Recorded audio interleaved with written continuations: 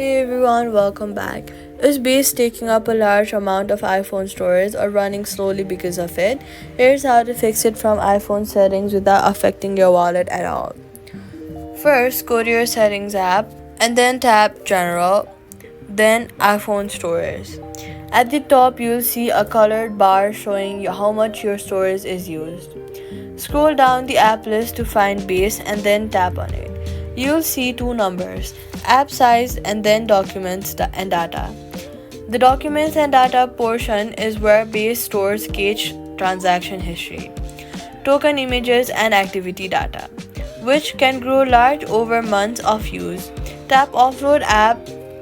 This removes the Base app itself, but it keeps your data safely on your iPhone and your wallet remains completely intact because it is secured by your recovery phase, not by anything stored locally.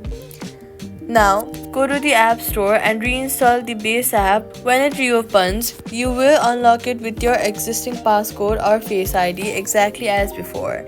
Nothing about your wallet changes.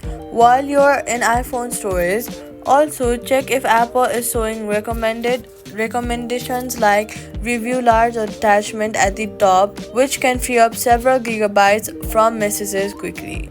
So all you gotta do is go to your settings, then go to General, iPhone Storage, find Base, tap Offload app, reinstall fresh from Apple Store, storage cleared, wallet completely unaffected, and that's it. Subscribe.